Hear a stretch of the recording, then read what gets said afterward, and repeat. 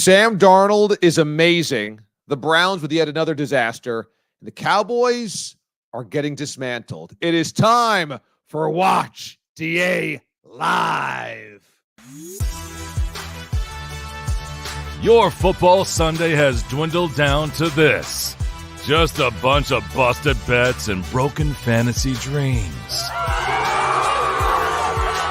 You need this, and we're here for you. Immediate reaction, big opinions, gang tackling. Be one with the channel.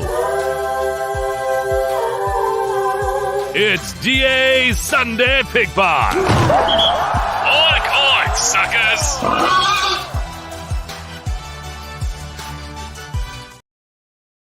Oink, oink, suckers. Welcome inside week 3's DA Pig Pile, everybody. Gosh, that open just gets better week by week by week. Great job by Stephen Murray on that one. And yes, how about this? The triumphant return of Bart Scott. Bart and I did a number of shows together back in our CBS Sports Radio days.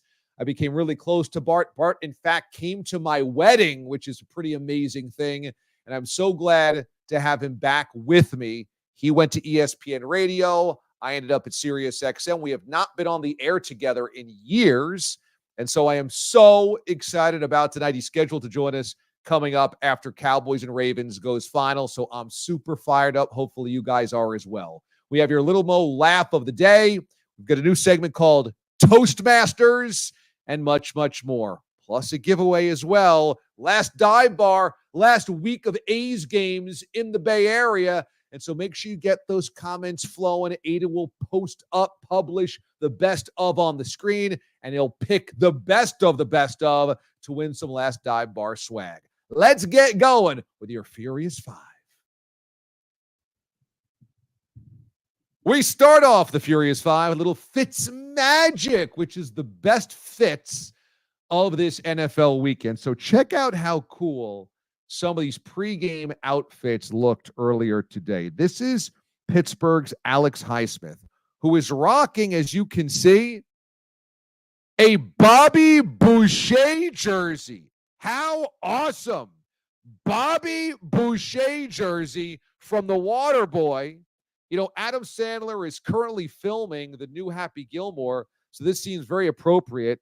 I love it. The Steelers get the victory. You cannot beat a good Waterboy reference and throwback jersey, a fake jersey from a movie. You got to love it. Next up here, how about the Colts, Michael Pittman, who is wearing a freaking Uncle Buck t-shirt. Do you want the easiest way to my heart? You wear an Uncle Buck t-shirt. You want a way to win Fitzmagic? You superimpose your teammates' faces on the Uncle Buck t-shirt. Look, how incredible is this? The Colts as Uncle Buck. You cannot beat that type of creativity. Well done, Michael Pittman Jr. Next up, I tweeted this out earlier this morning. I figured it was the Bucs by 1,000,000 later on in the day, not only because they were playing the Denver Broncos, but because look at this, Chris Godwin rocking old school throwback Dominique Wilkins jersey. Oh, goodness me. That is one of the single most sensational, gorgeous jerseys in, I think, professional sports history. The bright red, the yellow numbers, the white swoosh across the front with the Hawks old font, and Dominique himself. Oh, my goodness. Dominique, one of my favorite players of all time. I would say that 10-year-old DA's favorite basketball player by a large margin was Dominique Wilkins. Still is. So I love this. Now, unfortunately, it didn't translate to the field, but you got to give Godwin his credit there. And finally, this guy is making a case for the Fitzmagic champion of the entire season. We're only 3 weeks in. This is Cleveland linebacker Jeremiah Owusu-Koramoah. He made it last week as well on our Fitzmagic list. And today, more of the same. He has worn outfits that has honored his African heritage. And man, is that a badass pregame outfit? Now, again, unfortunately, didn't translate to the field for the Browns. But Jeremiah Owusu-Koramoah has come up with really, really solid, really badass pregame outfits. And that's what we do. We rank, we look at the very best of in our Fitz Magic segment to begin the night. All right, next up, when it comes to the Furious Five, can we just have an honest conversation about Sam Darnold? Oh my goodness, Sam Darnold. Now, I have to say, after yet another dazzling performance today by the Vikings quarterback, it should just be noted this is vindication for those of us that always believed Darnold was the right draft pick to the wrong organization.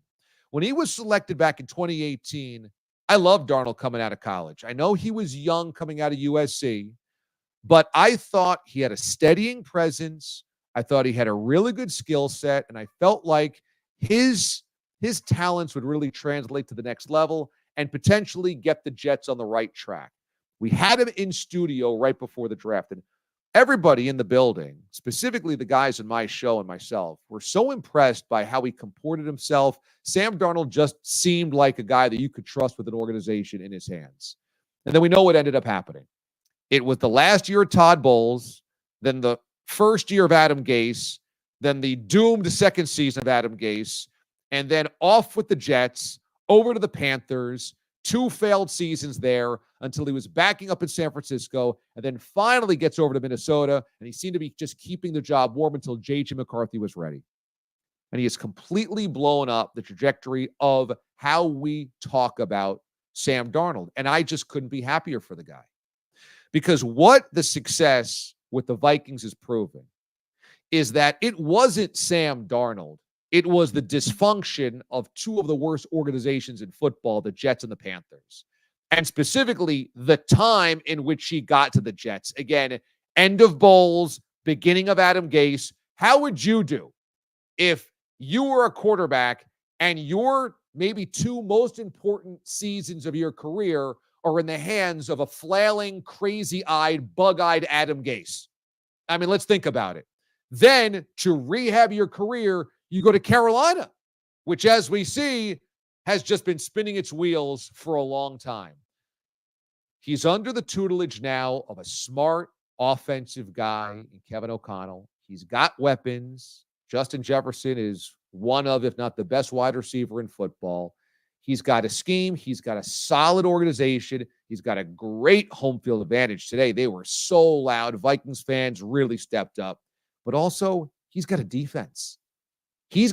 So he's getting the ball back in advantageous situations. They're building leads. And look at how the Vikings have won. They completely shut down the Giants in week number 1. Then they went out and they knocked around what appeared to be perhaps the best team in football, the San Francisco 49ers. And then today did it again against a Texans team that many considered the biggest threat after 2 weeks to the Kansas City Chiefs' run of dominance in the AFC, and completely whitewashed them. This Vikings team is now on my radar as for real. And I was questionable. Look, coming into the season, I thought they were going to be awful. I thought they were the worst team in that division. I was wrong. Coming out of last week, I said, I need to see them do it against 2 playoff caliber teams so that last week is not just the anomaly. And lo and behold, they took the Texans behind the woodshed today. And so believe in Darnold, believe in the Vikings, and namely, really appreciate the Darnold, unlike many other broken project quarterbacks from yesteryear and busted number 1 or number 2 or number 3 draft picks, high-end guys that go to the wrong organization. His career was not over. It was flickering, and nobody knew if he'd ever get another starting job again. But he got it this year. The deck is clear because J.J. McCarthy got injured, and Darnold has taken advantage of it, and you got to love it. You love to see it. And Darnold, props, congratulations. You've kept a good attitude. You have not blamed others. You kept working. You learned so much in San Francisco. You really took that opportunity and made the most of it. And look where you are now. You're soaring, and I couldn't feel better for you. Great job, Sam Darnold. What a story in Minnesota. All right, next up, what is going on in Cleveland? This is just Jekyll and Hyde every single week with the Browns. Which Browns team are we going to get?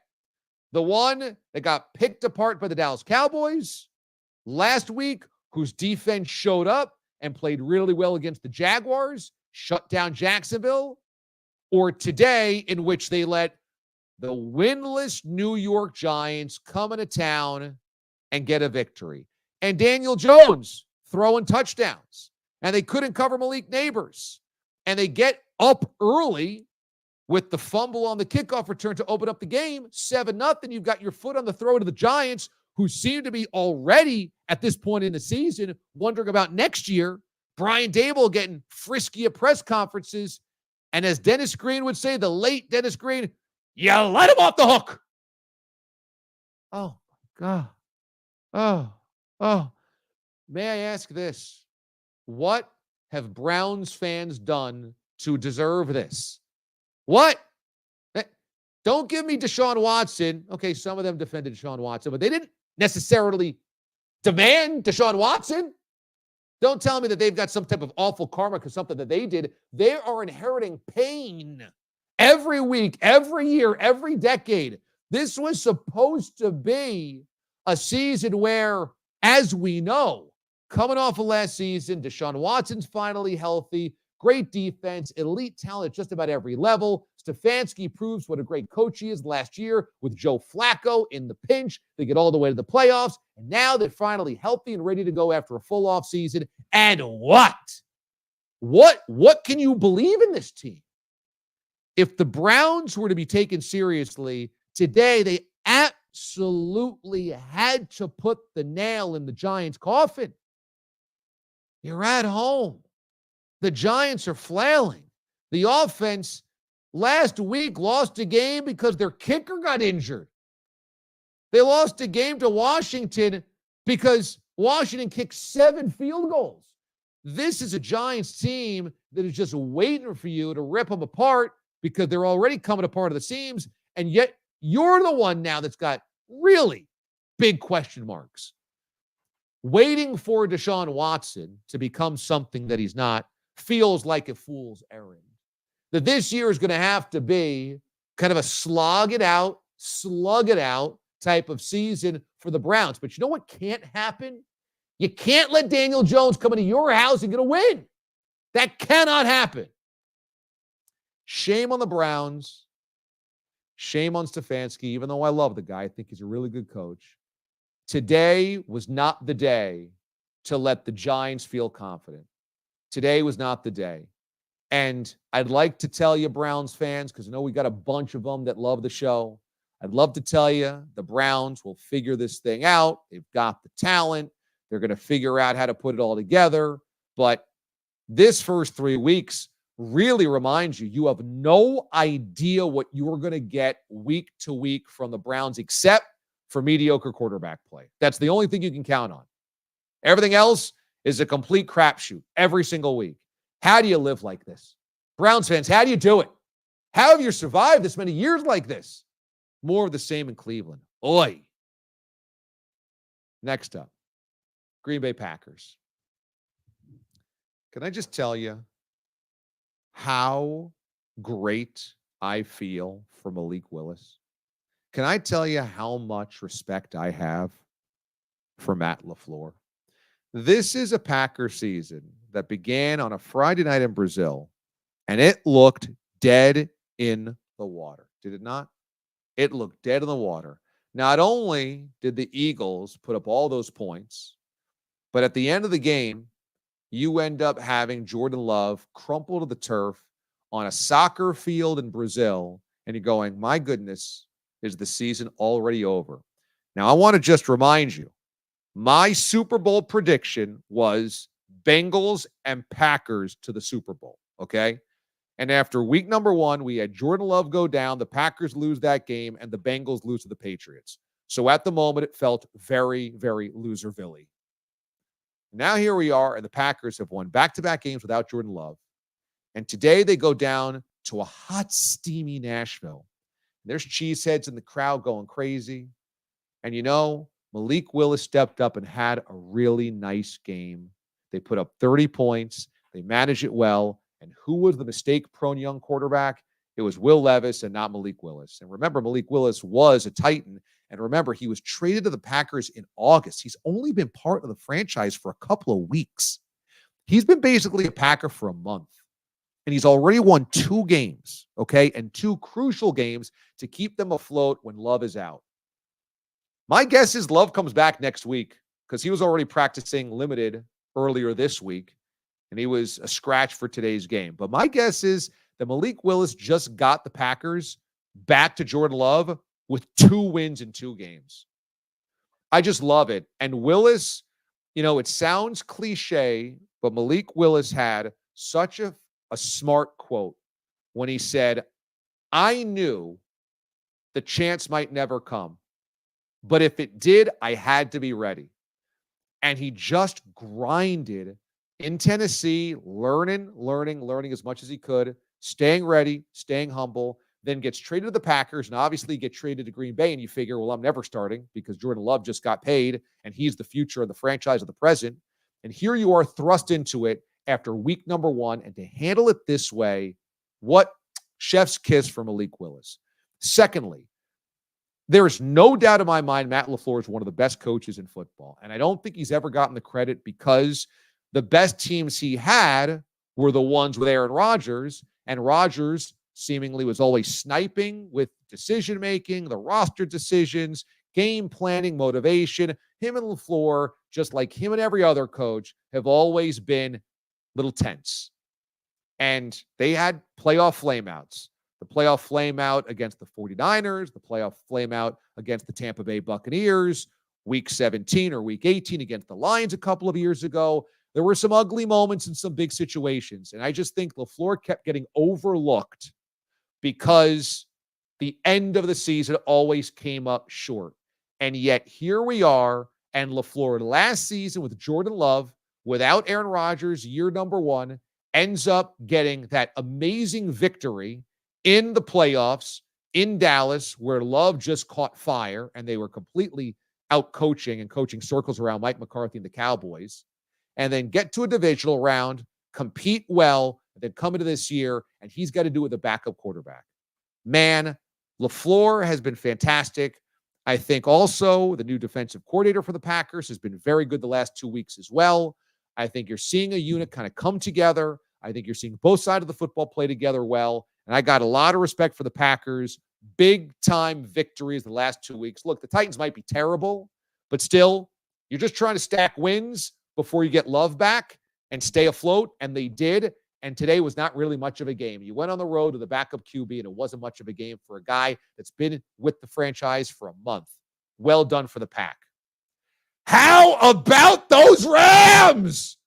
The Rams seem dead in the water how many times today, and yet they've tied up the ball game against San Francisco 24-24, and with 42 seconds left, a punt return goes down the sideline. Smith takes it all the way beyond midfield. Now the Rams are set up with good field position with a tie ball game with 42 seconds to play. And you might say, DA, why are you so fired up about this? Because the Wizard had the Rams plus the 6.5. That's why. So this would be a really nice end to what has been a bit of a tough day for the Wizard, okay? That's all I'm saying. That's all I'm saying. We have a new segment here on the show called the Toastmasters. Maybe you'd like to reference it as the Toastmaster General. And the Toastmasters, these are the coaches in the NFL already feeling the heat. Who's getting toasty? It's only week 3, but it's never too early to start with hot seat talk with the coaches. Am I right? I'm right. So let's start your Toastmasters with the one and only Chicago Bears head coach, Matt Eberflus. I know he's a defensive guy. I know that Eberflus is meant to be on the defensive side of the football, and the offensive side of the football is not his expertise. But if the Bears can't move the football with Caleb Williams, and the offense continually looks like this, which is not good 3 straight weeks, by the end of the season, the Bears will have missed the playoffs, which I feel like was always going to happen. I never bought into the hype that the Bears were suddenly a contender this year. But more so, you would look at it and say, well, why do we have Eberflus around if we need to get Caleb Williams to the next level?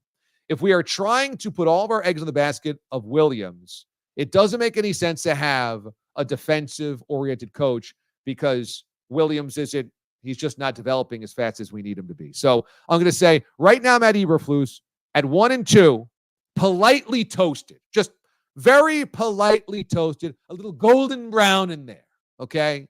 But Eberflus and the Bears, how underwhelming has this season been? I mean, the only win they have is over the Titans in week number 1, and that took an act of God to come back with the special teams touchdown and the defensive touchdown and all that jazz.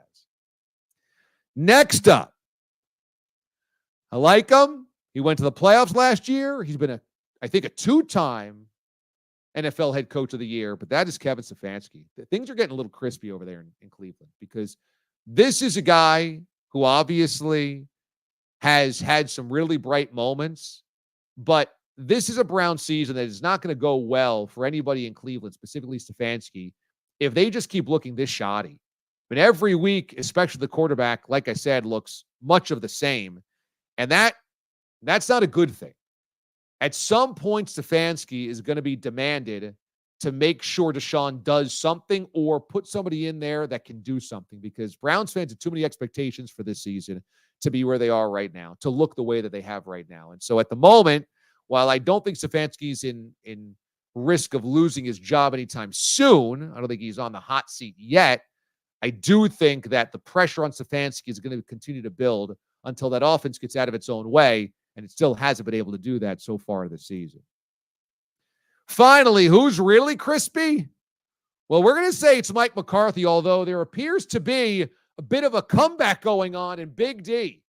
The Ravens had dominated this game up until, about 5 minutes ago, and now suddenly the Cowboys have made a comeback to make this thing a game.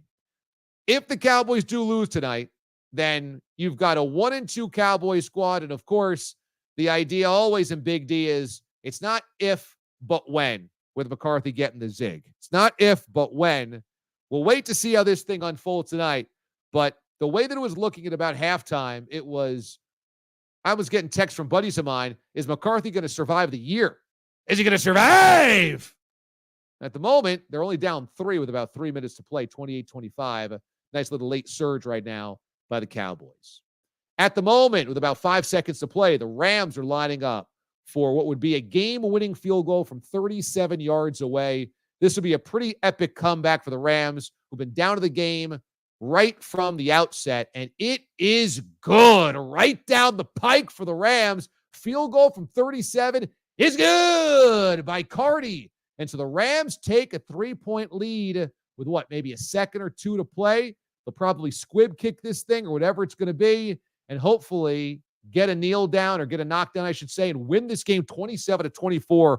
What a win by the Rams. And the Wizard, to this point in time, his public picks, he went 1-2 the first 2 weeks, okay? Now, those are the Wizard picks on the air. I do the picks as well on Sunday morning. We do the picks Friday morning on the DA show with Babchick, okay? And that's a Friday morning on Channel 82, Sirius XM Mad Dog Sports Radio. So I use those obvious lines that are coming into Friday morning. But then the lines change, and so I adjust on the fly for the Sunday morning show, which is the NFL Sunday Tailgate on NFL Radio on Sirius XM. So I've adjusted my picks a little bit, and I've done a lot better on that side of the football on the Sunday morning. And today, I'm looking at another 1-2, and it could have been maybe an 0-3, because who the hell saw the Panthers being this good today? I thought the Raiders would still win that game, even with Andy Dalton getting in there. But the Rams could be saving the bacon for another 1-2, which is okay, which is a lot better than having that 0-for, okay? A lot better than the 0-for. And you might be asking yourselves, okay, well, what's on the line here? Well, on the Friday show, the Monday through Friday show, we're taking on the afternoon guys in Mad Dog, Christopher Russo, and his partner, Mike Lombardi, a former NFL executive. And we're just one game behind him. And so I can't let Babs down like this. I can't let my show down like this. The Rams kick it out of the back of the end zone. So 2 seconds left for a Hail Mary for Brock Purdy. And then this thing's going to be over. But I got to pull up my end of the bargain. And so this is a nice win for the Wizard. Let me tell you this right now. Now, one of the Sunday picks, today's pick, one of my 3 picks was the Ravens winning this game, but that doesn't count to the standings for Friday because I didn't have them. I felt better about this coming into this morning than I did, but we'll see if they can hold on. Now up only 3 with the football. So that's the Wizard of Odds. The Wizard of Odds. I just thought 6.5 is a big fat number for a Niners team that looked so bad last week and obviously had a lot of injuries coming into today as well. Debo, Kittle, etc.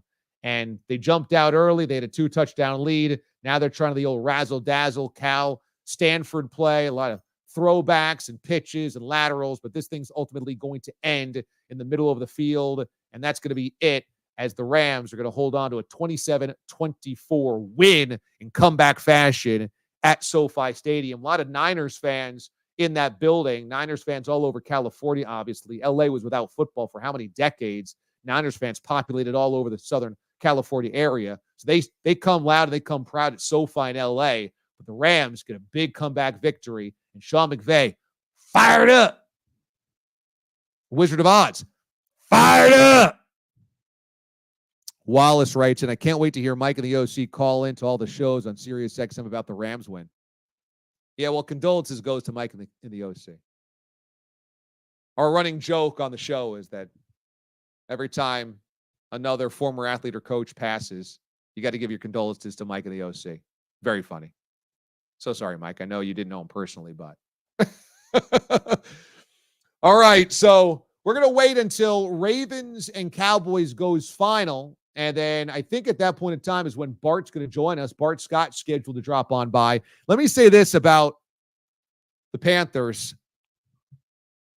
I did not like Bryce Young being yanked after 2 weeks, but clearly what Dave Canales was looking for was not to lose the ship this early. And that if Bryce Young continued to play and continued to suck, then the season is toast by the time that, you turn the page to October 1st. And I could understand that. My problem all along with the Panthers doing what they did was that it felt like it is not a plan. And here's what I mean.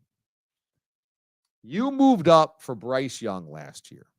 You felt like Bryce Young was a franchise guy.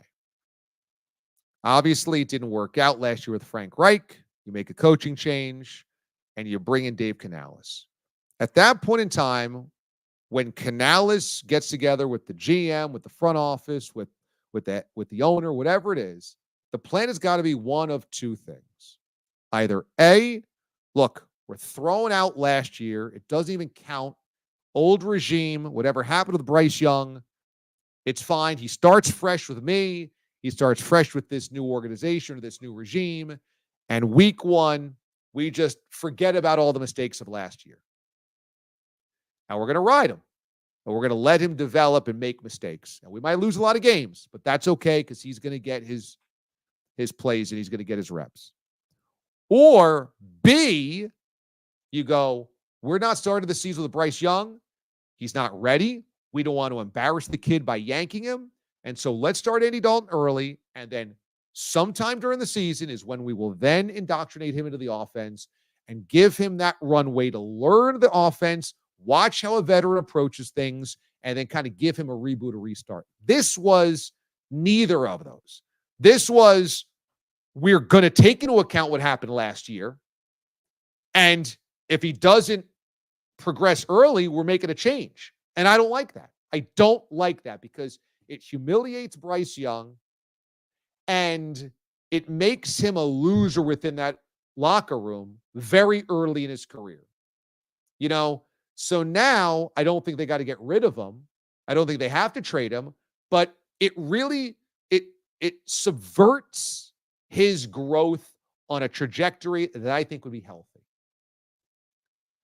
But what you got to take into account for is clearly Dave Canales said, we just can't be dead men walking every weekend by letting Bryce Young keep doing this. So I think they made a mistake by starting him week number 1. I think if they had a quick hook saying like, we are, because you wouldn't bench a rookie 2 games into the season. Like the Bears aren't going to bench Caleb Williams. So they did carry last year's lack of success into this year. I don't think that was smart. But clearly what Canales is banking on, and clearly what you had from a Panthers locker room was, we're better than this. And that the quarterback is letting us down, and it's where everything starts faltering. And so putting Dalton in there gave them a jolt. Now, I will be honest. Number one, I was not a huge fan of Antonio Pierce keeping that job. I know that he's a real intense guy. He's a rah-rah guy. I know people like him. I just have had major question marks about whether he's a head coach in the NFL. You want to convince me he's a DC in the NFL? Fine. Is he a head coach in the NFL? I still have my concerns, and I almost feel like it was a make good for the Raiders to keep the interim guy, since last time they didn't. That was my first thing. So the Raiders might not be very good this year at all, even though the comeback win last week against Baltimore suggests otherwise. But the Carolina Panthers might be their best performance of the year. The second thing was, you can't underestimate when you just have a veteran QB that gives guys in the locker room a little bit of hope. Like, now we've got a pro back there finally. Now we actually have a professional under center. That before we had a kid who was completely in over skis, and now we've got a pro. And clearly they played like that today. So good on Canales for sensing the locker room. Good on the Panthers for rallying around the new quarterback. Good on Bryce Young. I thought he took accountability this week. And good on Andy Dalton for performing well. Been a long time since we could give some kudos, or as my old friend Dick Vermeil used to say, kadoos to that organization. All right, let us watch, learn, experience, and absorb the greatness of Kristen in Buffalo. Kristen in Buffalo, Gal Fieri, comes up with these amazing football foods of the week, right? And today she went hiking in the Adirondacks, and she posted this picture of her on top of this beautiful mountain range. Looked gorgeous up near Lake Placid, which is just a beautiful, beautiful area of New York State. But she gave us the football food of the week, okay? And she sent this to me earlier this morning. And check out how good this looks. Now, she takes two cities playing one another and puts them together for some type of mashup recipe. Now, this is for Rams and Niners. Okay, so you got to think this is LA and San Francisco. And she did French dip pull-apart bread made with sourdough loaf. Now, sourdough is a classic of the Bay Area. And so she's doing French dip pull-apart bread with sourdough, onions, au jus, and tender roast beef stuffed in the bread with provolone cheese. Does that not look unbelievable? I mean, think about this. Look at that. French dip bread made with sourdough loaf, onions, au jus, tender roast beef stuffed in the bread with provolone cheese baked into it. More the bacon? I mean, that looks awesome. Now, Kristen in Buffalo has a handle on Instagram called Particular Plates. So you can find Kristen on Instagram, Particular Plates with an underscore, and you'll see her full recipes. And she's impressive, right? I mean, does that look good? So Gal Fieri's football food of the week is right there. Little inspiration for maybe next week for you guys. Very cool. Love it. Nice job, Kristen.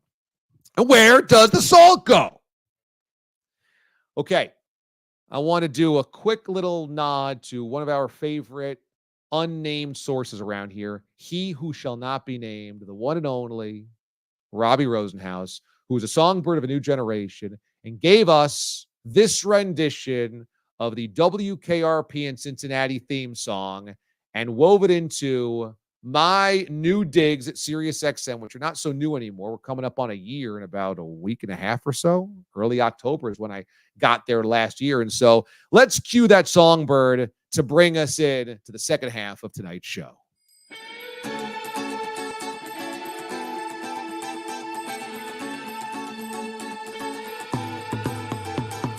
DA, we have often wondered whatever became of you. You're living on the air at SiriusXM. Mornings on Mad Dog Channel 82. Got kinda tired of packing and unpacking, town to town and up and down the dial. Maybe you and me were always meant to be, and Babs gets in the way once in a while.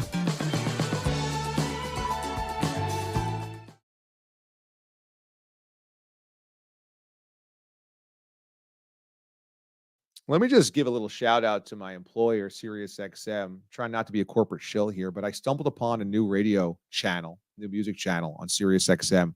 It's channel 17. It's light pop hits from the late 80s and early 90s. Where do I sign up? It is called Mom Jeans. Not joking. This is channel 17 on SiriusXM. So if you subscribe to listen to me on the air with Babs each and every weekday morning, you like your throwback music like I do, channel 17 is Mom Jeans. Now, you hear that and you go, are they serious? You serious, Clark? But they're serious. Let me tell you, over the weekend, I listened to a lot of Mom Jeans this weekend. And I got PM Dawn. I got Paula Abdul. I got Janet Jackson. I got Shaka Khan. I mean, sign me up for more of that. I was really very happy, quite happy with Mom Jeans this week. So if you're looking for a little throwback, as I've said before, my go-to channel, usually 80s on 8, 90s on 9, Rock the Bells, which is old school hip hop via LL Cool J's channel. I like Smokey Robinson's Soul Town, which is old soul and R&B. I like The Groove, which is cool. It's kind of like R&B from the 80s and early 90s. But Mom Jeans, I'm not embarrassed to say it. I was listening to a lot of Mom Jeans this weekend, and I'll continue to do so. That's right. $signs. Okay. All right. So we move along. What a weird day this has been to the NFL. And I just think that the NFL has now capitalized, cornered the market on chaos. And because of it, it's so compelling each and every week. I mean, you have every week feels like a completely different season. Every week feels as though you have no idea what's going to happen. And the Ravens hold on to beat the Cowboys 28-25, so they avoid the 0-3 start. Think about the Ravens season. The Ravens season begins to open up on Thursday night at Arrowhead Stadium, right? And they play a pretty tight game against the defending Super Bowl champs and fall just short. Okay, that's how close the Ravens are. Then the Ravens collapsed last week at home against a Raiders squad that they should beat by 3 touchdowns, and they're 0-2 going on the road to Dallas. You're like, oh my God, they're 0-2. The Ravens actually might stink. And then they go to Big D, and they absolutely tear off huge plays early, dominate early, take control, and silence a raucous crowd. And Lamar Jackson's dominance over the NFC continues. He's now 21-1 over the course of his career against the NFC. And so now you go, well, maybe the Ravens are back. Though that's just a 3-week undulation. And this is this NFL. The San Francisco 49ers looked unbeatable in the opening Monday night against the Jets. Unbeatable. Then last week, what is that against the Vikings? And then today, okay, first half, you're like, okay, the Niners are back. This is who they are. And then you look and go, oh my God, they lost that game? Take the Rams. The Rams play a tough game against the Lions. They look like a playoff caliber team. Week 2, complete no-show, and they get torched by the Cardinals. Then first half today, you're like, oh my God, the Rams actually suck. And the second half, they pull off this amazing comeback, and suddenly the Rams have this rousing victory. You're like, oh my goodness, the Rams don't suck. This is like, So figuring out what the NFL is week to week is insanity. And it gives this theater of the absurd life every single week. The Panthers are terrible. The Panthers are obviously terrible. Oh, today they look awesome. It's like, what the hell's going on around here? Grabbing. Ain't nobody tackling. Just grabbing. So a couple of years ago on CBS Sports Radio, Wednesday nights was the home of Bart Scott. Bart would come in and do Wednesday nights with me, and it was some of my favorite radio I've ever done. And the outpouring of appreciation and compliments from you guys just fell in love with Bart. And I loved those shows that we did. And Bart moved on to ESPN Radio, and then I ended up at Sirius XM, and we have not been together on the air since then. And so I texted him a couple weeks ago. I said, hey, I'm doing the Sunday show, post-football. I want to break things down. Would you want to come on? And Bart just laughed. I said, what are you laughing at? He goes, you asked me if I could come on anytime this season. I said, yeah, I want to be respectful of your time. He goes, you gave me a 5-month window, man. Well, yeah, that is true. I gave you a 5-month window, but I wanted to make sure that all was good. Tonight, Bart joins us here on the show from ESPN Television and ESPN New York. Joining us is the great Bart Scott. Bart!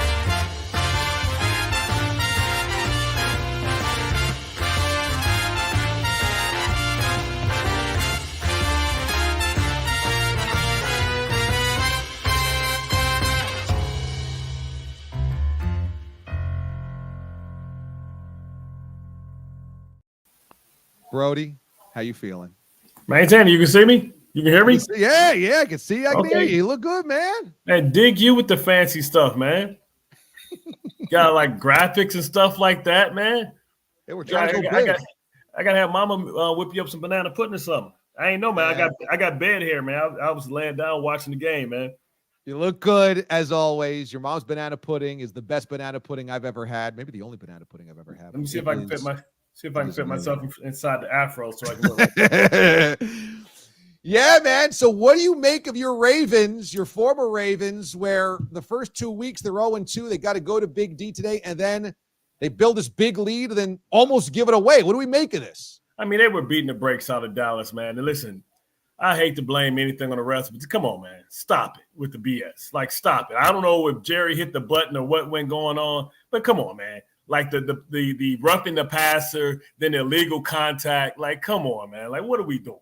Like, Zay Flowers, he never, of course, you never see anybody get an onside kick, especially in today's climate. But I mean, come on. Like, what are we talking about? You can see Harbaugh, and even when Lamar Jackson was coming out to say, let me go ahead and end this, he was like, come on, man, y'all got to quit cheating. And Tom Brady was like, oh, no, I understand what he's saying about the flag. I hate it when especially – no, he talking about the refs, dummy. Like, I love you, Tom, but pay attention. Read the damn room. He is not talking about the holding penalty on the kickoff. He's talking about how they trying to job him. Okay, so you're saying that score does not indicate the dominance of the Ravens. Man, that was an ass kicking. And listen, when we get to Monday and Rex gets on Get Up on Monday, watch how he act up. Because guess what? Rex came off his high horse and was like, yo, I want to get back in the league so bad, I'll be a DC. And McCarthy, I believe, was intimidated by the fact that having a personality like Rex around. And I felt like he went with Zimmer because Zimmer was there before and he seems non-threatening. See, when you're dealing with a Ryan, it's hard to deal with. And if you ever listen to what's been going on, Rex been putting subtle shots in every pregame, like, oh, this deep. Because I believe Rex took it personal. And could you imagine giving a guy like Rex Ryan 2 lockdown corners and 2 legitimate pass rushers? Dallas wouldn't be in this situation. And so I guarantee you, I promise you this. Watch Get Up on Monday. And watch when it comes to Dallas, watch how personal Rex makes it. It's gonna be hilarious because I watched the pregame and he took shots on the pregame. I watched Thursday or last Monday when Rex was on. Barbecue chicken toasted them then. Rex take that real personal, man. I'm telling you, DA, man, it's gonna be funny as hell, man. Because Rex can't even hold it back. He can't even be like impartial. You can tell his feelings was hurt. And you love Rex, right? Like that's your guy. Listen, if Rex would have got that job, the personality of Rex would have been so big that Mike McCarthy would have felt like it would have been Buddy Ryan, Mike Ditka all over again. Mm-hmm. He possibly could have become more popular than Mike McCarthy.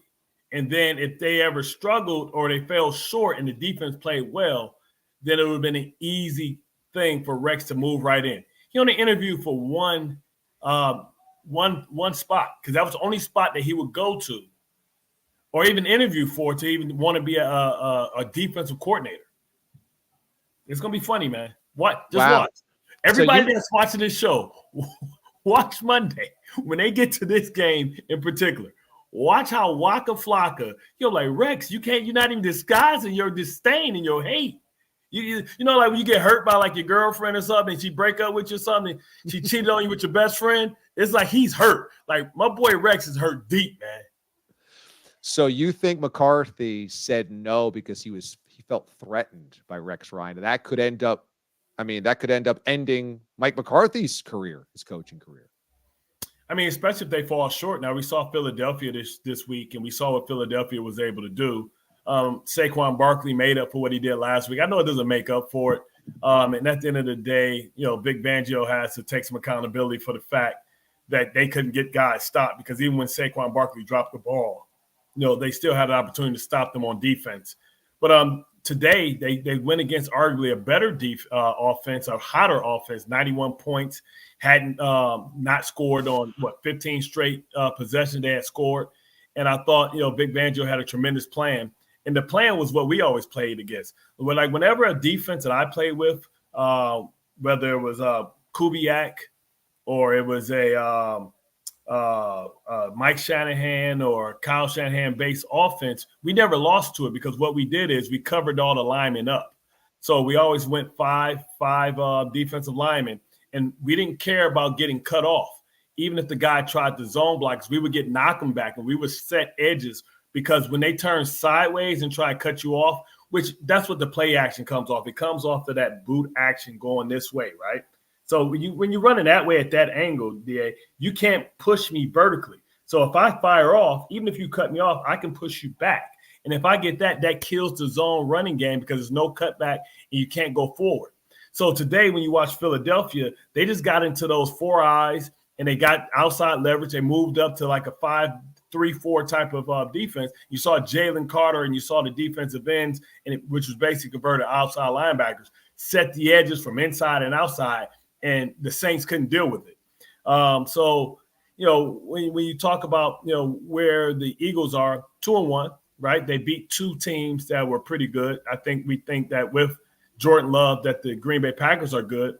But, now it looks like it still is the Eagles, especially with Saquon Barkley's ability to run the ball. It's the Eagles' division to lose, which could leave Dallas on the outside looking in because who saw Minnesota coming? Nobody saw Sam Darnold, the Marlboro Man, is back. Well, isn't it beautiful that you talk about all the redemption stories in the NFL and it's all former Jet quarterbacks? Like, man, I just had to get the hell away from here and rinse that stench off of me. And look at me now. I told you I was a baller. Now listen, if Zach Wilson ends up being a baller, I'll tell you, I'm going to have a heart attack.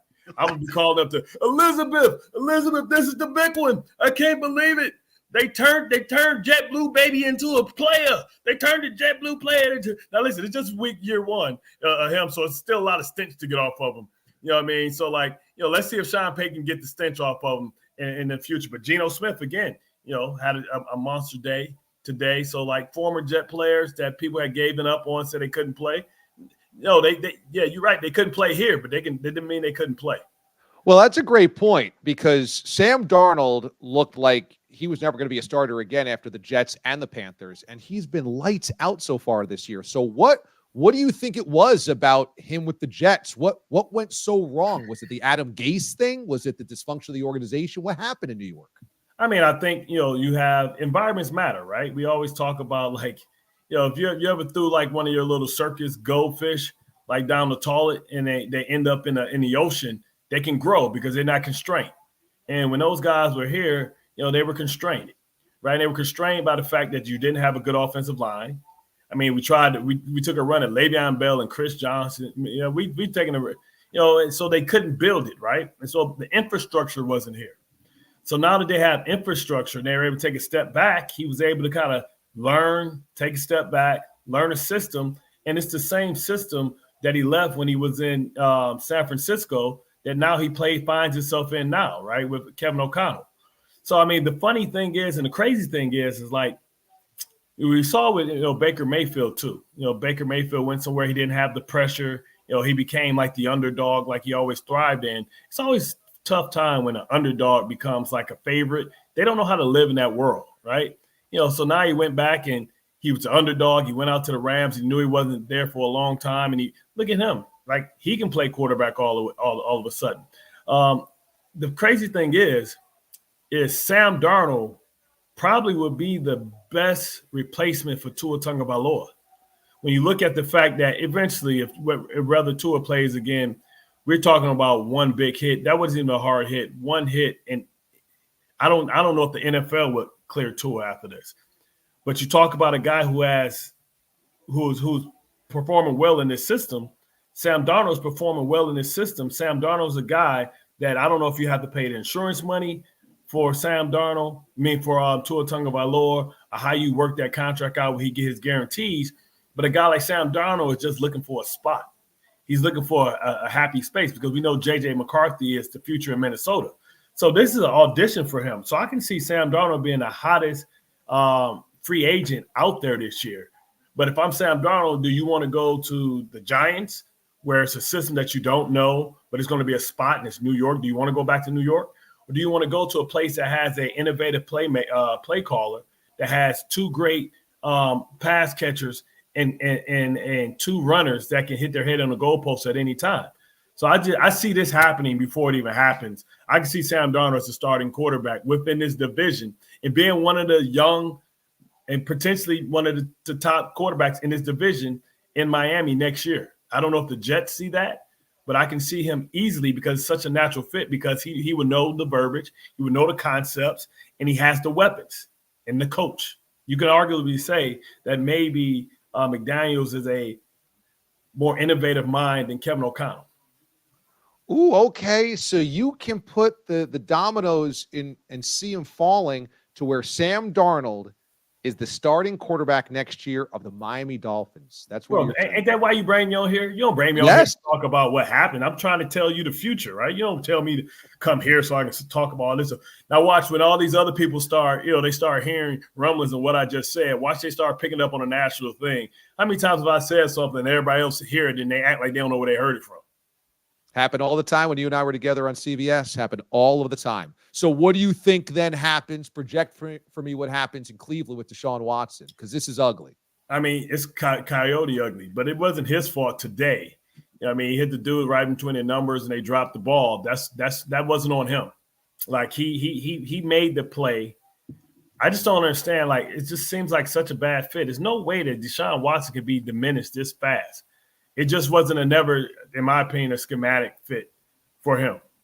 So you can't get out of it though. You're married to this guy. If you cut him, $172 million cap hit, right? Like it's crazy, right? Because if you would have said today Deshaun Watson was making what he was making, 230 guarantee, you wouldn't even blink. I mean, it was forward 3 years ago. Like, oh my God, I can't believe it. But now he's probably like the 10th highest paid quarterback in the league. But, man, he hasn't given you return on your investment. Now, I mean, you got Njoku. Now, today, really, to lose 3 offensive linemen was really tough in one game. No Nick Chubb, but you still have Amari Cooper and Jerry Jeudy. I mean, they messed around with fire because I don't know if Amari Cooper's ever smiled before. He kind of has that resting bitch face, you know what I'm saying? He kind of has that face all the time, like what you talking about, Willis. I never really see him smile. But I don't know. One, he's not getting the ball delivered at a high clip. And you tried to trade me twice, bro. And we getting our ass kicked. And you wouldn't pay me when I wanted more money. And I've been a 1,000-yard receiver every time. Like, please trade me. Like, and maybe he can be what he was for Dak for somebody else. But I don't see that happening. And they may have to start saying, you know what? We ain't going nowhere. You know what I mean? We just lost to the Giants. We ain't going nowhere, especially with Baltimore and the Bengals. And oddly enough, the 3-0 Steelers, the most fugazi 3-0 in the league. But I can see Amari Cooper saying, please free me. Okay. Do you think that Mike McCarthy will survive the entire season? Oh, he'll listen, the whole season, yes.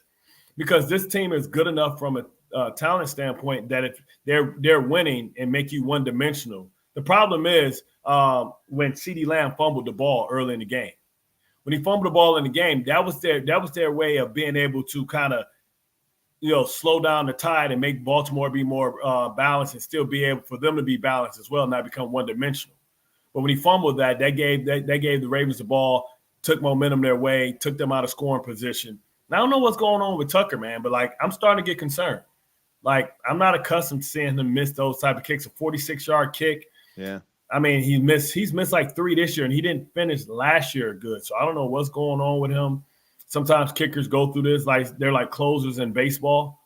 Sometimes there's nothing wrong. They're just off, and they're just not hitting it right. I mean, it's no win. We need him to get back to who he's always been, the most accurate kicker in football for the Ravens to have a chance. I loved last week that the Steelers gave Russell Wilson a petty game ball because they felt as though he was done wrong in Denver. You always have these great stories from behind the scenes. When you're in Baltimore or with the Jets, did you guys ever give petty game balls out for guys that you felt were done wrong by the previous team? What? The week was in their honor. What are you talking about? What are you talking about? Listen, we were way more petty than that. Game ball. We made them the captain of the game. We made them go out there and y'all had to shake their hand. We would call it the Ryan Bowl, the Harbaugh Bowl, whatever it was. Whoever was playing people they had beat, we call it that bowl, and we made them captains. And we set up certain things, especially on the defense side of the ball. We set up certain blitzes to make them be able to get so they can go get a sack or they can knock somebody out, and so they can go celebrate. That I'm telling you. I'm trying to tell you, man, if Rex was on that defense for Dallas, man, they would be the most petty, beat the hell out of people for no reason. Michael Parsons would be a pit bull. Michael Parsons, if Rex would have been the defense coordinator of the Dallas Cowboys, Michael Parsons would probably win 3 defensive MVPs in a row. He'd probably be like Aaron Donald. He would feature him so much that people would say, listen, damn, man. Come on. What are we talking about?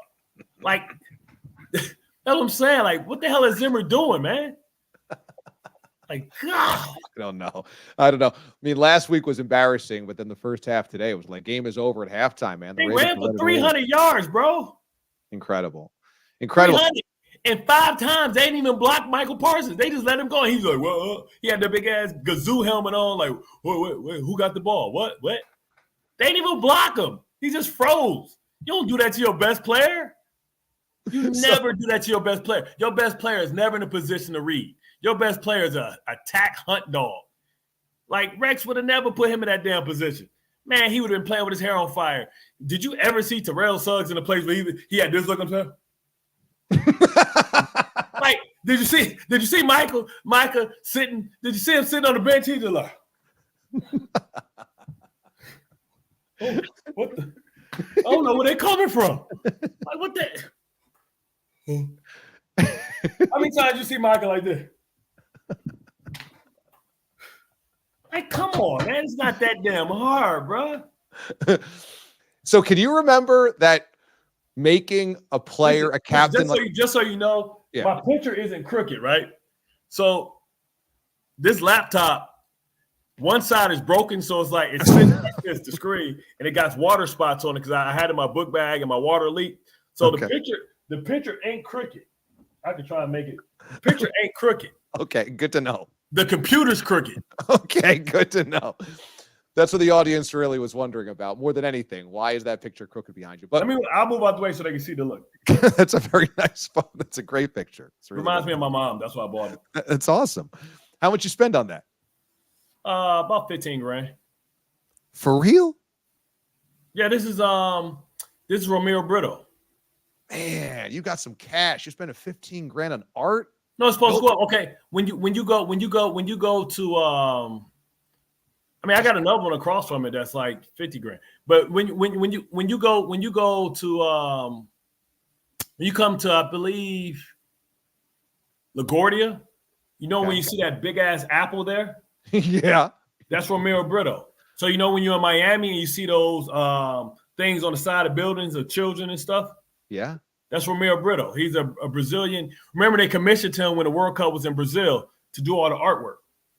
I did not know Bart Scott was a fine art collector. You got another piece that's $50,000 you spent on it? No, listen, you remember the posters from the Barack Obama campaign in 2008, Change Hope? It was like 10 of them. Yeah. I have all of them. Man, I didn't know. And I have them signed by him. Dude, I mean, this is big stuff. I had no idea. This is incredible. You were always a fine art collector. Always tell people like, man, you know Barack Obama? Like, no, never met him. Like, how you? they're like, how you get his how did you get his autograph on those pictures? Because like each of the pictures were commissioned by artists, so each print is numbered, right? So each of them is numbered, and everybody think like, oh man, you hang in tight circles. Like, no, remember Ahmad Carroll, Batman? Yeah. Right. So Ahmad Carroll was playing, right? And I had just got here. He's from Atlanta. And I was like, bro, he said, hey man, I'm going down to DC 1 week, right? And I was like, let me have a talk with you, bro. Let me tell you something. Now, when you go to DC, you're gonna see some stuff you ain't never seen before. Like they got these like Cape Verdean women because it's like all these consuls and stuff, man. The women in DC is mixed with so many different things. You know what I mean? You might see a Jamaican mixed with Egyptian, mixed with like, you know what I mean? Like Asian, like, bro, I'm telling you, like, I'm telling you, slow your roll. Like, man, I'm from ATL, shorty. It ain't nothing, man. Yo, he went down and he came back like, yo, I'm in love. This dude went back every weekend, like during off-season conditioning. Like, you know, you can get your workouts and you got to do 4. He would do all his 4 and leave. I say, bruh, like he got addicted going down there, man, seeing them Cape Verdeans, man. You know, Cape Verdeans are like from Egypt. It's a lot of them up in Boston. Like, bro, but you see weird stuff, man. Like you see some crossbreeds you ain't never seen before, man. Okay. DC's different. But what does that have to do with your art collection? No, exactly. I don't know Barack Obama. He started dating Michelle Obama's personal assistant. Okay. That was one of the women he fell in love with. She just so happened to be Michelle Obama's assistant. Okay. Hooked the brother up. Okay. So if he didn't go down there and get addicted to DC, I would never have this art piece that I can give to my kids. You know what I'm saying? When Barack Obama is long gone, I'm probably the only one with all the posters signed by Barack Obama. Like these are big posters. It's like 12 of them. I got every one. And it's because Ahmad Curl got that whip appeal when he went down to DC. No. Sometimes it's better to be lucky than good, DA. I know. Yeah, I know that. I know that through and through.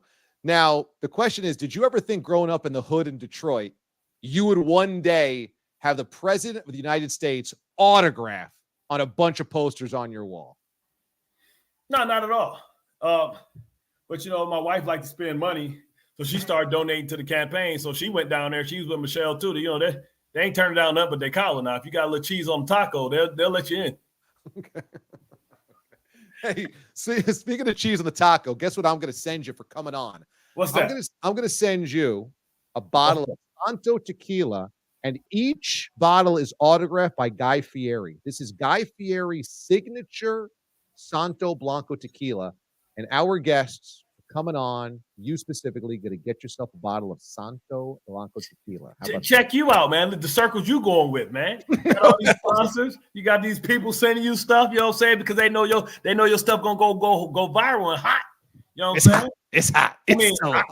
I mean, we can make this caliente now. I can reveal some stories and stuff. You know what I mean? We got the baby oil by Diddy and all this stuff going on. I can tell some secrets on here like Cat Williams and make you go viral, baby. You want to get paid?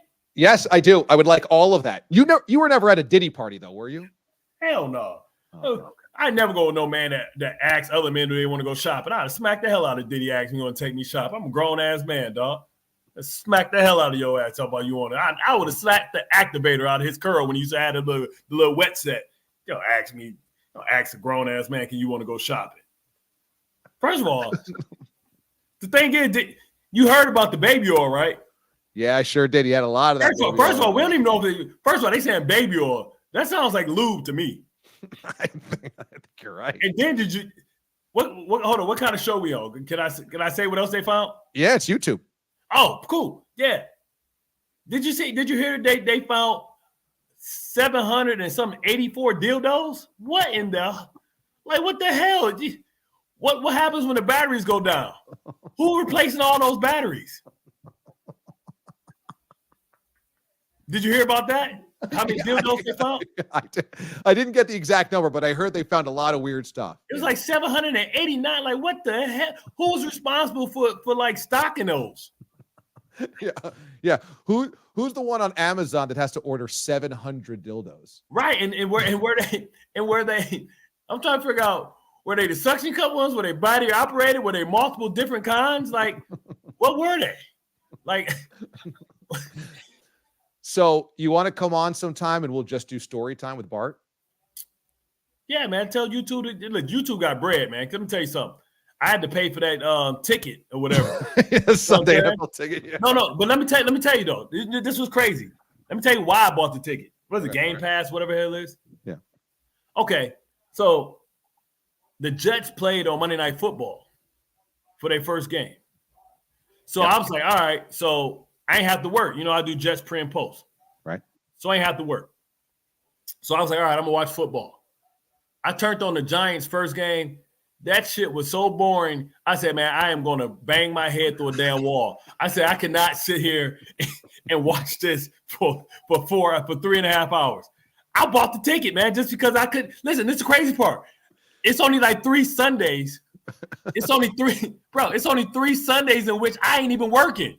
You know what I'm saying? But that shit was so bad. I said, man, first of all, when I die and I go up to heaven, I'm gonna ask God, can I have these 4 hours back? Like, man, I get 4 more hours, God. I earned that. Because you had to watch the Giants. I had to watch the Giants. It was the worst shit I ever seen in my life. I say, Jesus Christ.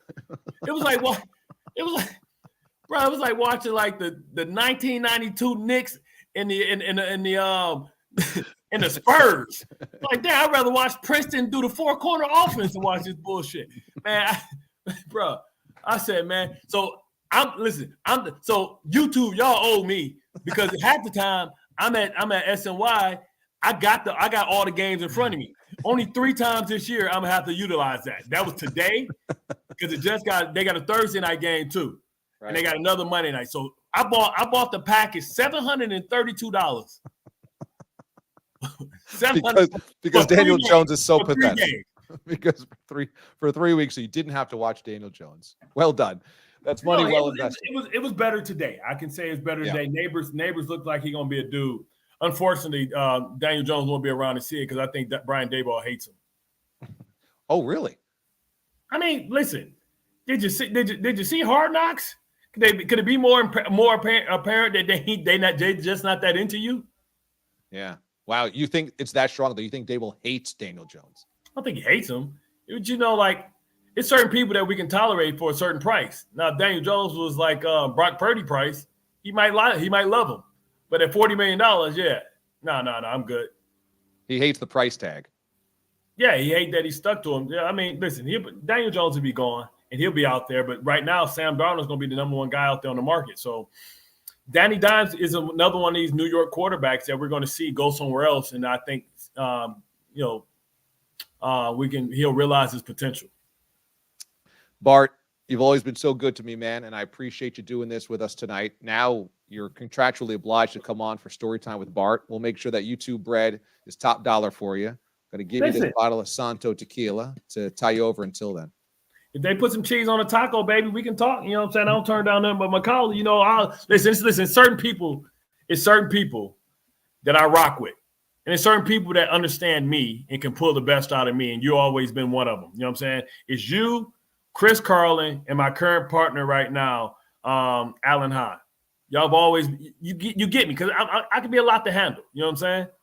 And you know how to let me go, but then you know how to bring me back in. You know what I'm saying? And where else can I go talk about Diddy and his dildos? You know what I'm saying? And people can see it without me catching the stray. I can't talk about that on Get Up. Could you imagine if I was like, hey man, hey Greeny, what about them dildos? Man, they would cut my mic. But it's interesting though, man. It is. It's really interesting. And you always have a safe zone here. Then I'm looking at Shannon Sharp, you know what I'm saying, with the sex scandal. Now he's slanging Rose Sparks. You know what I'm saying? He had turned this into a whole endorsement. Do you think that Shannon purposefully left his phone on for that? No. But when you got a good team around you, you turn anything into a profit. He has a huge audience. So, you know, he was doing the nasty, you know what I'm saying? I tell you what, when he was getting it in, he lost his stutter. He lost his lips. I can understand everything he was saying. He said Michelle. I was looking Crow. I would make sure he didn't say Michael. He said Michelle. You know what I'm saying? But now he's slanging them Rose Sparks. And I don't know if he was on a Rose Spark. No, I don't know if he was on a Rose Spark or not, man. I don't know if my dog was on a Rose Spark, but I tell you what, I say I was on some Rose Spark if they offered me some cheese on my taco. You know what I'm saying? He got a sponsorship now. Rose Spark. It's better. I believe him on the Rose Sparks more than I believe Frank Thomas on the damn Nugenics. This dude been sponsoring Nugenics for 10 years. He's still fat as hell. Like, hold up, man. Like, why you got a black T-shirt on? Doug Flutie, everybody else got their shirt off. They ripped up on the beach surfing. Frank Thomas got a black shirt on, sleeveless, to cover up how big he is. You ain't lost no weight, and the Testafin ain't never proved that the Testafin gonna keep you rock. Come on, man. I ain't the only one that sound like, yo, why Frank Thomas still fat? And he been on Nugenics for 10 years.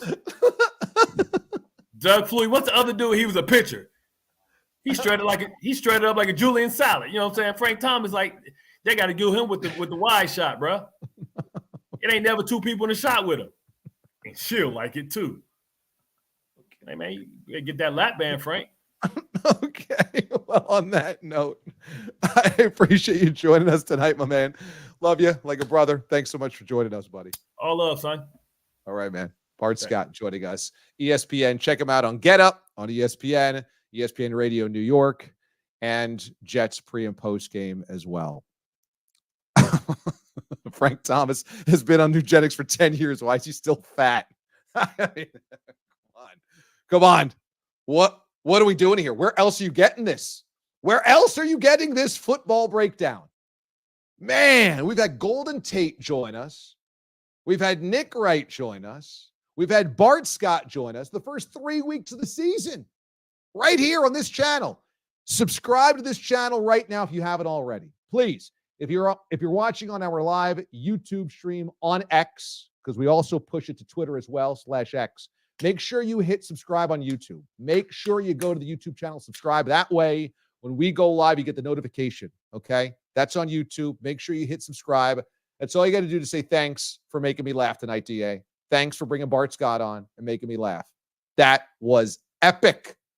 That was epic. And everything from this show, which is going to be more than an hour and 15 minutes, is going to be partitioned up and uploaded to the channel. So you can just watch small bites, share it with your friends, push it along in your office, coworkers, what have you, text it to your buddies, whatever you want to do.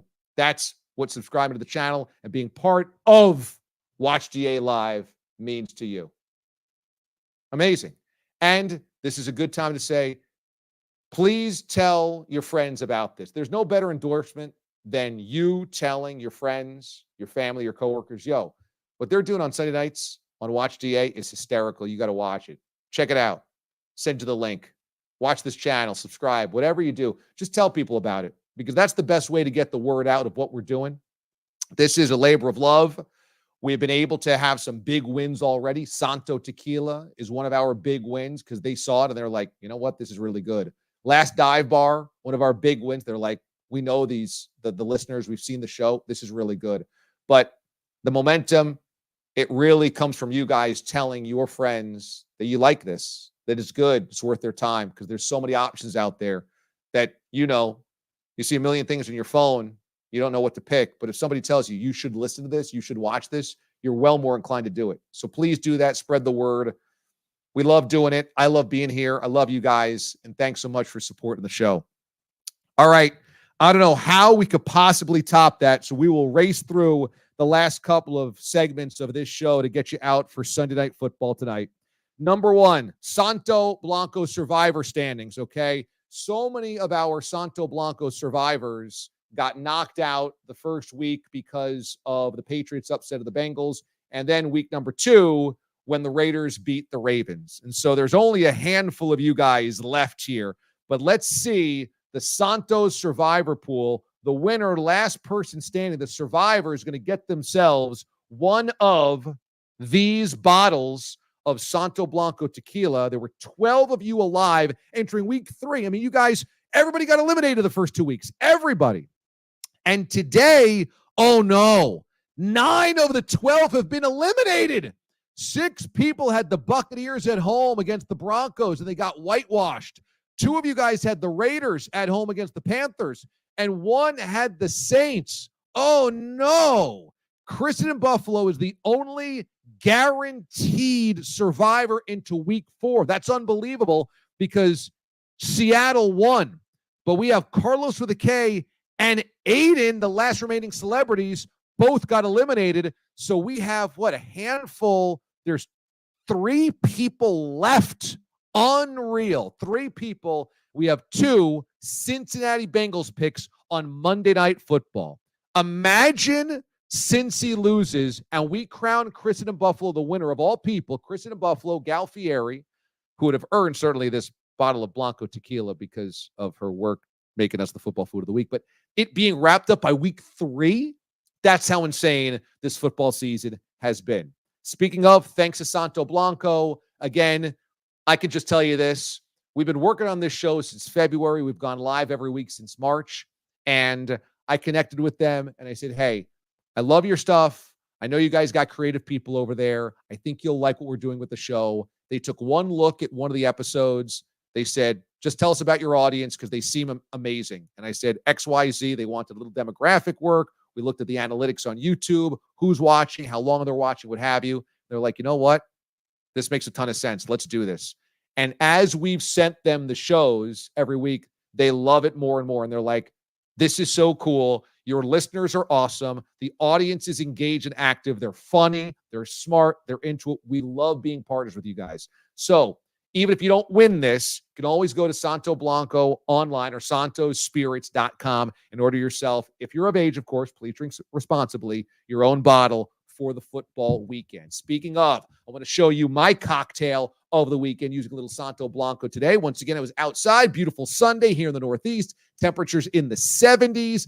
I had the outdoor TV set up, and my Exhale cocktail was in honor of the passing of Mercury Morris, member of the 72 Dolphins. That is an old school Miami Dolphins rocks glass tumbler that I have that I found at an old flea market sale. It's got the old 1-bar face mask. My guess is it's from the 70s.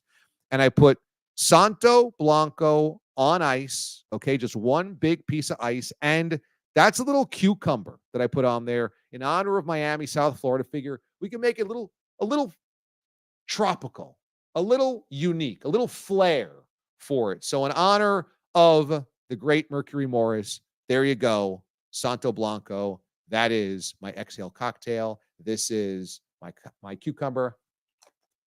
And there you go. I got my nutrients and my veggies in for the day. So how great is that? All right. Last dive bar. Last dive bar is coming to a head. And if you're not following Last Dive Bar on social media, you should be. Because Thursday is the final ever home game at the Coliseum for the A's. And it's getting wild. It's getting absolutely wild. I am bummed I can't make it out there. I'm really bummed. But I got some for you. Hang on. I'm washing down a cucumber with tequila. Like, is that usually the way that it works?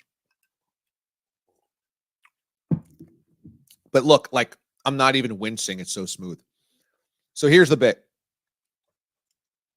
I wanted to go out there for the final home game, but I can't take off of work, obviously, so I've got to do the shows. It's football season. I can't take a travel day, what have you. So I would have had to do both Thursday morning show before Thursday afternoon's finale and then Friday morning show from Oakland. And out there, we're live 3 a.m. to 6 a.m. And finding studios, if I'm going to do the show from out there, I've got to do it in a professional studio. and having it staffed middle of the night overnights when usually you're running network programming was going to be an issue. And so getting out there, flying after the show on Wednesday or Thursday, doing the shows at 3 o'clock in the morning out there, finding the studio space, going to the game, flying back was just going to be a little bit too much. So I just could not figure out a way to logistically make it work. But I want to do something special here. So A's fans, and I'll be putting together a full announcement on this tomorrow, I'm going to do a live broadcast as soon as the game goes final right here. Come here live. We're going to be talking about the finale, the moments, the experiences, the emotions. I want to have as many A's fans that were in the building or feeling a certain way about the A's leaving and the home finale call into the show, join the show. You'll join by Zoom, just like we see Bart join, just like our guests join, same way Aiden joins, etc. You just call in, boom, we're going to put you in, and we're just going to talk about this whole thing. So it's going to come up on Thursday. That's the finale right here on this channel. Make sure you're subscribed so you know when we go live. But when that game goes final, we're going live and doing a big, beautiful final show as a thank you, as a so long, as a farewell to the A's in Oakland, because it's only right to do right by them. Last Dive Bar and Brian over there, they're just at wit's end with the A's, with John Fisher, with the way the organization's handling this. So make sure you are going to their website and hitting them up and finding something that maybe you can support them with, because they are waving the flag for A's fans who have been trampled on. They're great people. They're giving us a discount code. In fact, both Santo Spirits and Last Dive Bar use the code Mothership and get discounts, okay? Both santospirits.com and lastdivebar.com. Use the code Mothership. This is just amazing. We've got these sponsors, and they're like, yes, let's help out the listeners. Let's help out the D-Aliens. You get 15% off your order from Last Dive Bar. 15% off your order from Last Dive Bar by using the code Mothership. And they've just got great stuff. Last night I was hanging out at my buddy's house. He got a fire pit. Got a little cold at night. Threw on my Last Dive Bar hoodie. I got the black one with the neon Oakland Coliseum on it. It was kept me warm. It's comfortable. Sipping on a beer last night, watching the fire, just chilling out, telling stories, cracking wise, having some jokes. It was awesome. Beautiful fall weather hoodies they got over there at lastdivebar.com. 15% off.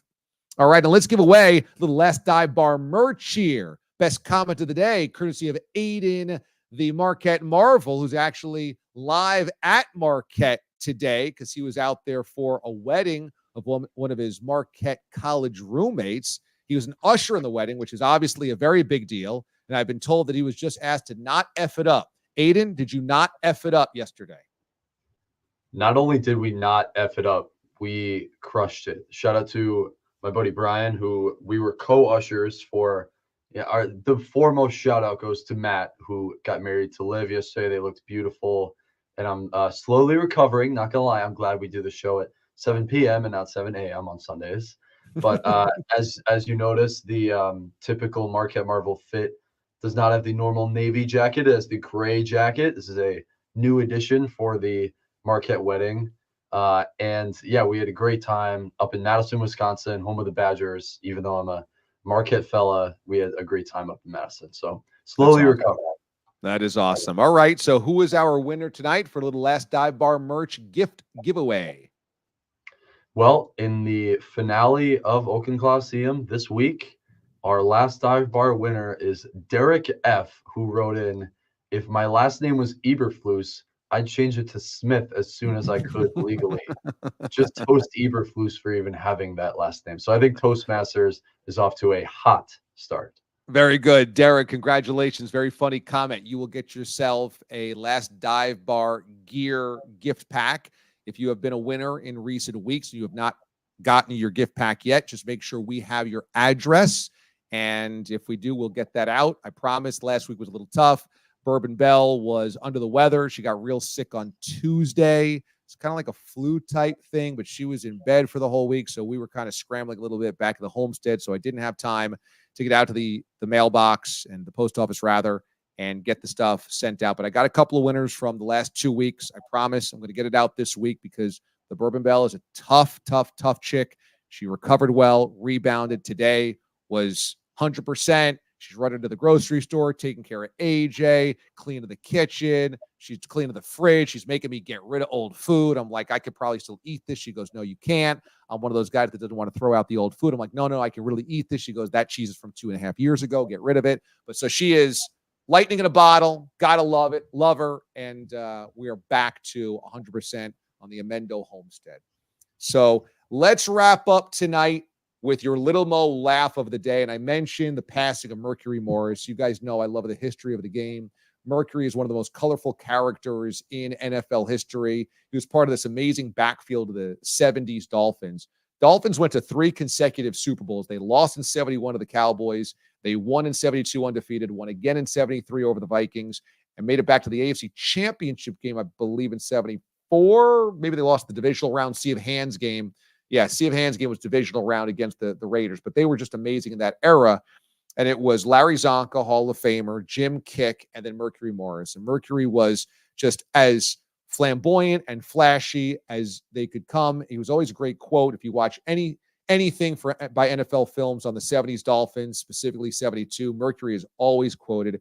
He was a great quote. I had the honor of having him on the show a couple of times over the years, and it just truly was a really special thing for me.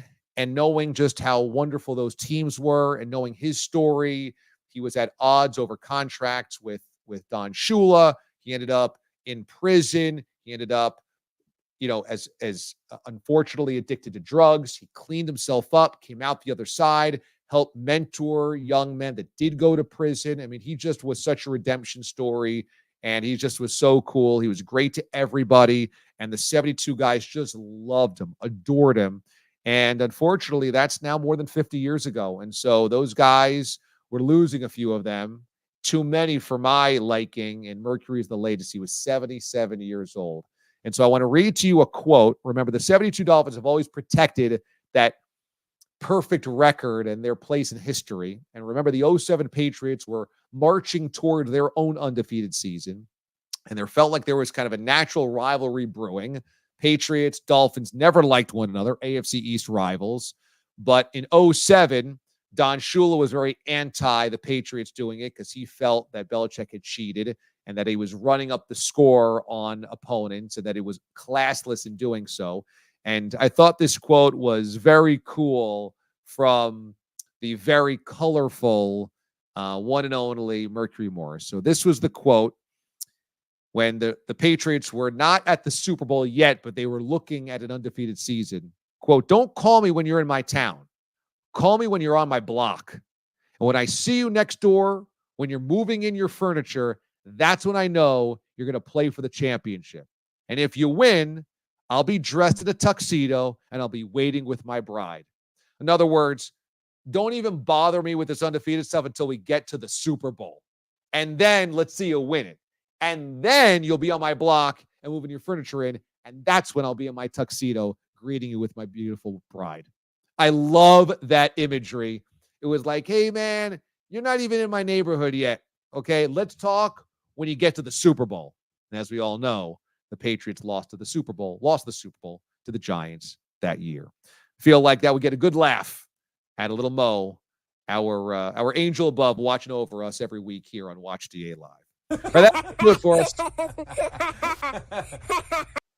That's the laugh, man. That's the addictive laugh that little Mo brought, that smile, that charm, that brightness to all of our lives. He's got to be happy today. His Ravens got off the schneid. All right, that's going to do it for us tonight here on the show. Thanks to Bart Scott. That was wild. We will make sure we have that up tonight to watch on YouTube so you can relive that if you joined it midway through or whatever, want to share it with somebody. We'll have that up here shortly. Thanks to executive producer Aiden Hatton. Thanks to associate producer Ethan Frank. And thanks to the D-Aliens as well. You guys made tonight a whole hell of a lot of fun. Be good. Be good to one another. We'll see you next Sunday night. The digital mothership disconnects.